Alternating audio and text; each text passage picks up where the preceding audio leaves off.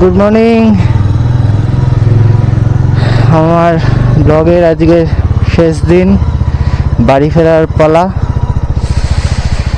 শিলিগুড়ি থেকে বেরিয়ে পড়লাম বাড়ির উদ্দেশ্যে। এখন বাজে ঘড়িতে ঠিক 6:17। শিলিগুড়ি হোটেল থেকে চেক আউট করে বাইক স্টার্ট করে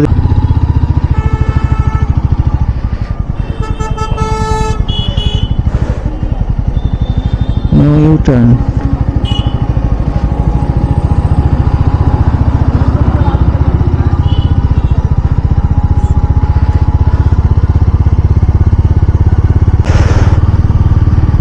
ঘুম থেকে উঠে ফ্রেশ হয়ে বাইরে এসে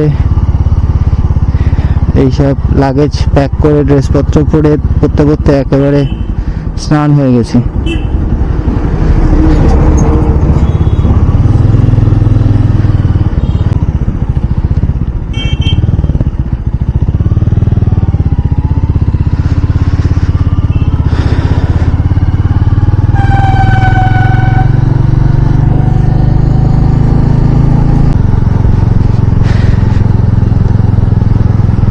এখান থেকে ডালখোলা মোটামুটি 167 থেকে 170 কিলোমিটার ডিস্টেন্স রয়েছে। তো ইচ্ছা আছে একেবারে ডালখোলাতে ঢুকে তারপরে ওখানে একটু দাঁড়িয়ে চা বিস্কুট হালকা কিছু ব্রেকফাস্ট এগুলো করে নেব। নাক থেকে টপ টপ করে জল পড়ছে। এখানে ভালোই সকাল সকাল ট্রাফিক কিন্তু রয়েছে, রাস্তায় ভালোই জ্যাম। আর এইসব ছোট গাড়িগুলো রাস্তায় মানে প্যাসেঞ্জার নেই, তা সত্ত্বেও রাস্তায় ঘুরে বেড়াচ্ছে।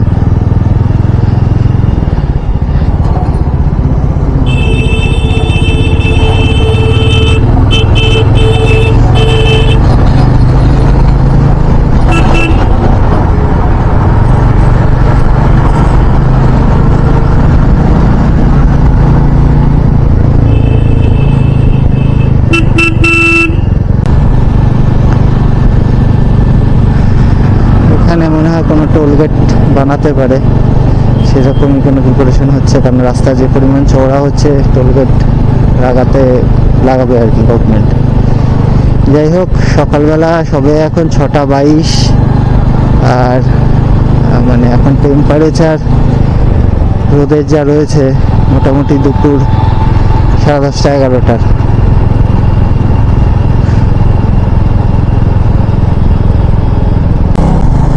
NH-27 আছি, কিন্তু শিলিগুড়িটা জাস্ট ছাড়ার সাথে সাথেই শিলিগুড়ির ভেতরে মানে যে বাইপাসটা দিয়ে আসলাম একদম পুরো স্মুথ, অসাধারণ। কিন্তু যেই শিলিগুড়িটা ছাড়লাম রাস্তার কন্ডিশনও কিন্তু খারাপ হয়ে গেল। বেশ ভালোই প্যাচেস রয়েছে, ছোট ছোট বড় বড় বেশ ছড়িয়ে ছিটিয়ে গর্ত, দেখে না চালালেই গাড়ি পড়বে। আর এত এটি অবস্থায় রয়েছে, প্রেশার কিন্তু হুইল বেসের উপরেই পড়বে। রাস্তার কন্ডিশন ভীষণ ভাঙাচোরা এখানটায়। বাবা, সামনে অবস্থা আরো খারাপ।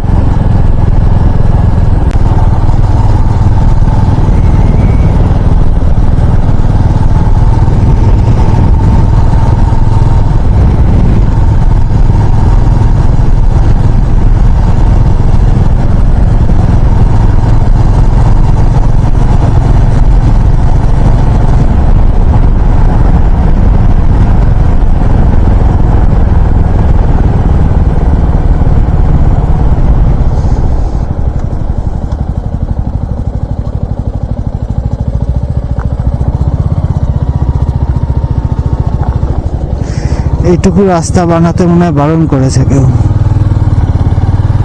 যে এইটুকু বানিও না, বাকিটুকু যেটুকু বানিয়েছে ভেঙে গেছে ঠিক আছে, কিন্তু এইটুকু আর বানিও না।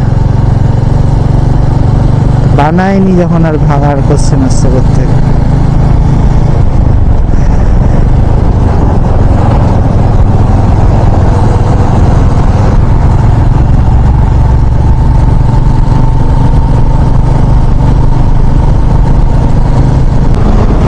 থেকে মালদা আর বাকি হচ্ছে 184 কিলোমিটার, ডালখোলা 63, কিষানগঞ্জ 63 কিলোমিটার, মানে যেটা ডালখোলা লেখা ছিল ওইটুকু কমপ্লিট করে আজকে ব্রেকফাস্টটা করব। কলকাতা সোজা ইসলামপুর বেড়ে যাচ্ছে, তাহলে আমি সোজা যাব। আমার বাড়ি কলকাতা।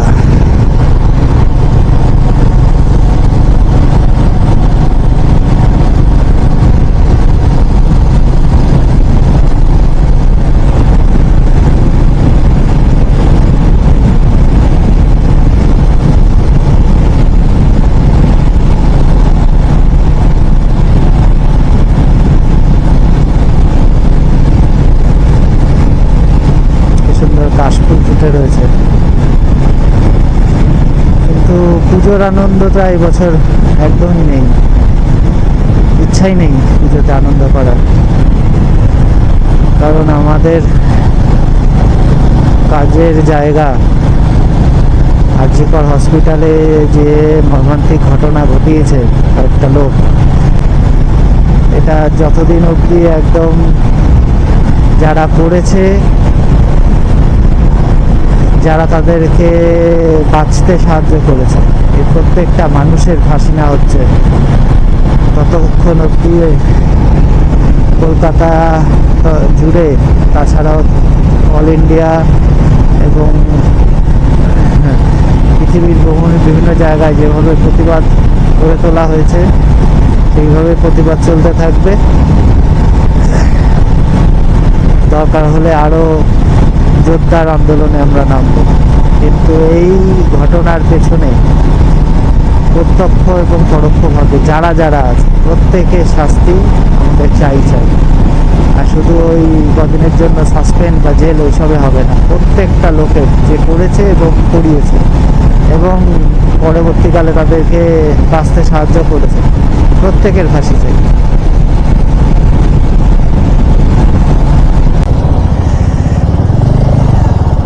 সেকেন্ড টোল গেটে এসে গেছি।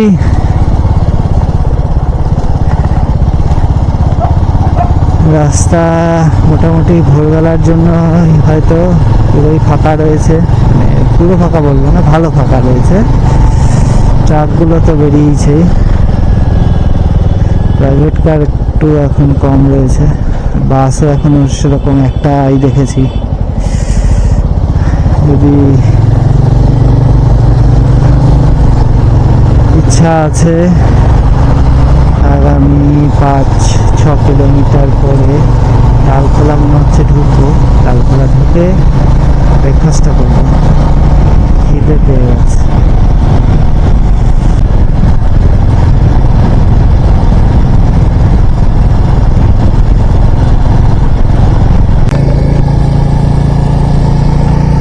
নটা 21 একটু দাঁড়িয়েছিলাম, চা খেলাম, একটু বিস্কুট খেলাম, হালকা খাবার দাবার।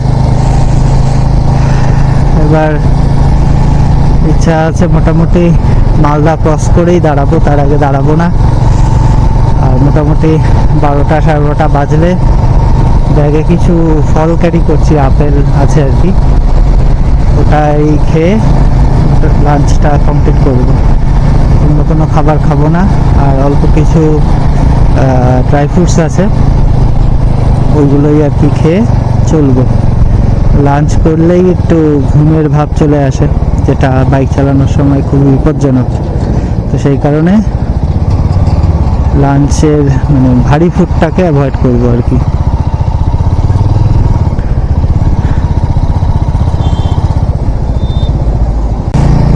তিন নম্বর টোল গেটটা পেছনে ফেলে আসলাম। এই গেটটা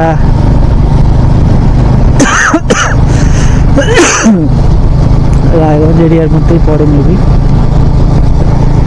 রায়গঞ্জ ঢুকছি। এরপরে ডেস্টিনেশন হচ্ছে রায়গঞ্জ ক্রস করলে মালদা।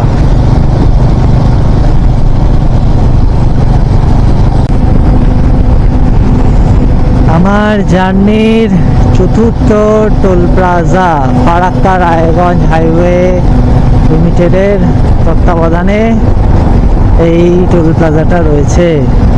বাঁ দিক থেকে ফাঁকা দিয়ে বেরিয়ে যাই, কারণ আমি আছি বাইকে, বাইকে টোল দিতে লাগে না।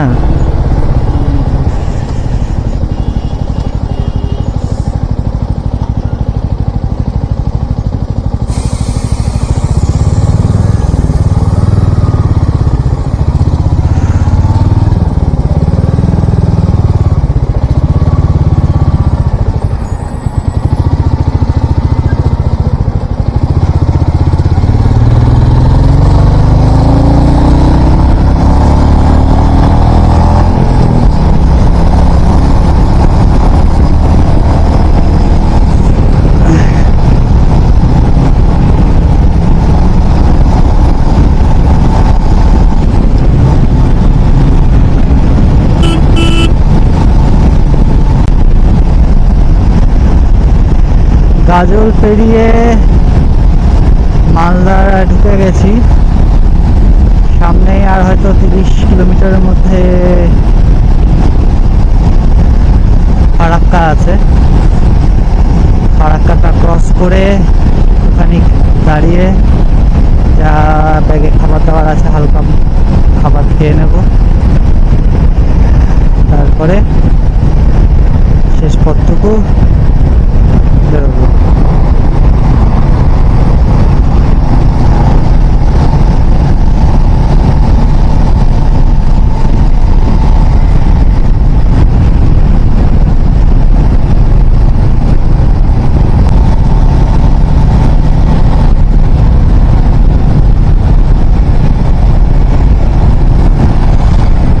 ফারাক্কার 39 কিলোমিটার, 11:17 বাজে।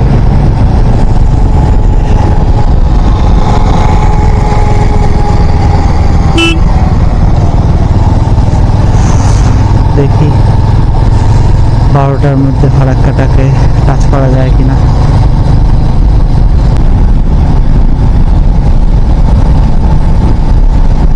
দুই পাশে আবার আমের বাগান। বেশ কিছুক্ষণ আগে খালি রাস্তার দুধারে চায়ের বাগান ছিল, এখন হয়ে গেছে আমের বাগান।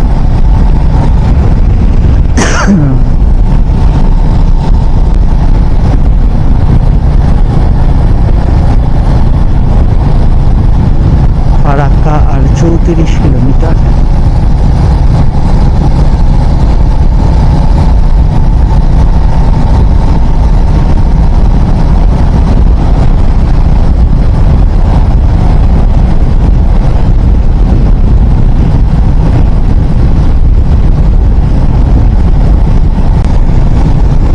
আমার যাত্রাপথের 5 নম্বর toll plaza Farakka Raiganj highway অথরিটির আন্ডারে রয়েছে। এটাও আগেরটাও ছিল।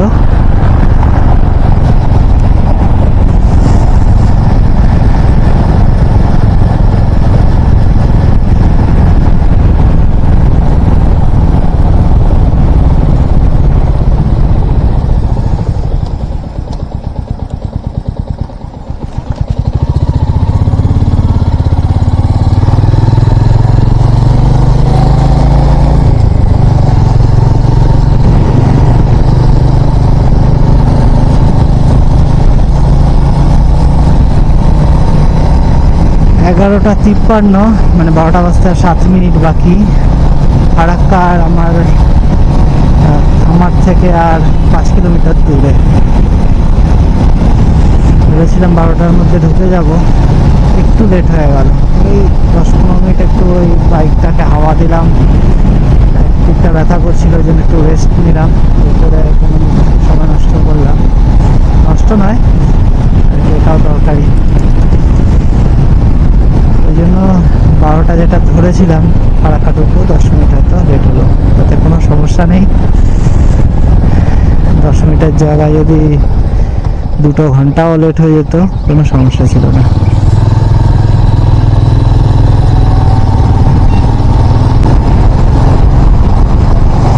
বিটিএস মোড়।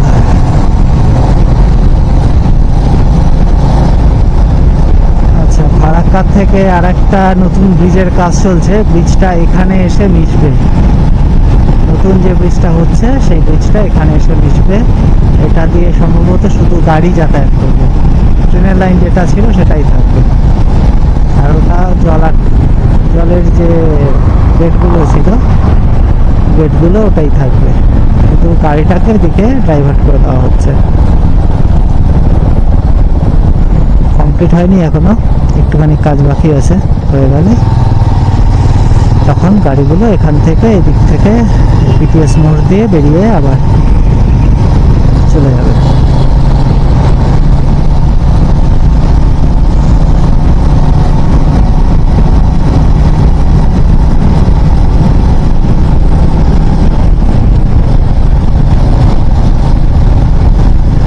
I touched Farakka before 12. Yes, I have done it.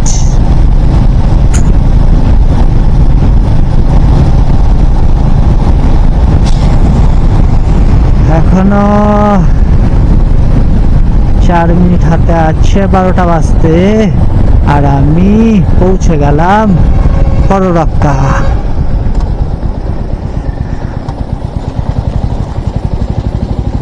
জয়েন্টের কাজ এখনো বাকি আছে, ওই কাজটুকু হয়ে গেলে তাহলে গাড়ি সব ওই ব্রিজ দিয়েই যাতায়াত করবে।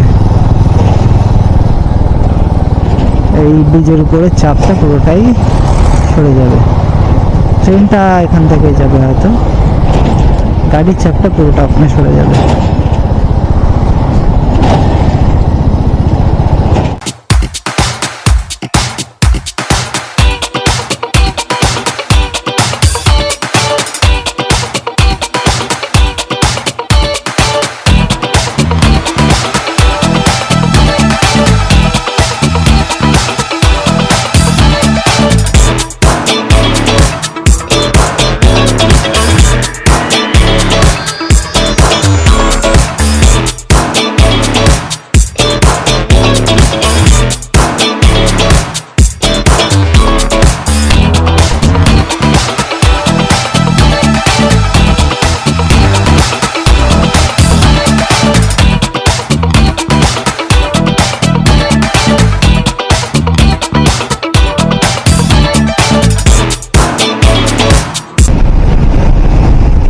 5 নম্বর টোল গেটটা ক্রস করে আসলাম এক্ষুনি।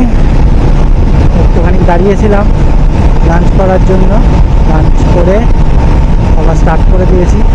বহরমপুর আর কম বেশি 7 কিলোমিটার হয়তো সামনে, বহরমপুর বাইপাস আর কি। বহরমপুর বাইপাসটা ক্রস হয়ে গেলে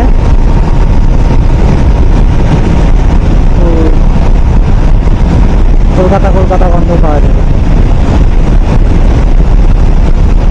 রাস্তা মানে ভালোই ফাঁকা, খুব একটা কোথাও দাঁড়াতে হয়নি, একদম স্মুথলি চালাচ্ছি এখনো অবধি। দুপুরবেলা আরও মানে টাউন এরিয়াগুলোতেও ফাঁকা হয়ে যাওয়ার কথা, যেমন 4-4:30টার মধ্যে যতটা পৌঁছাতে পারবো ততটাই ফাঁকা হবে। তারপর থেকে একটুখানি ইয়ে হবে আর কি, কারণ কলকাতার কাছাকাছি চলে আসছি, যারা বাস তারা ফিরবে বাড়ি, রাস্তায় বাস টাসগুলো ভরে যাবে, থাকবে। যাই হোক, অসুবিধা নেই, তাড়াহুড়োর কোনো ব্যাপারও নেই, যেটুকু টাইম লাগুক।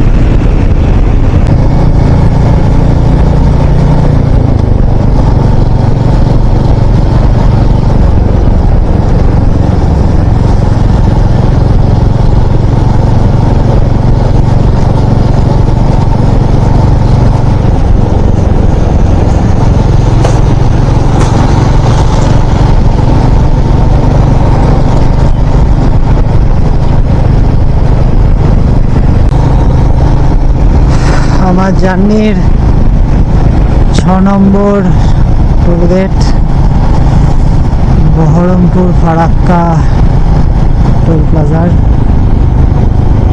এটা হচ্ছে অথরিটি রয়েছে আর কি।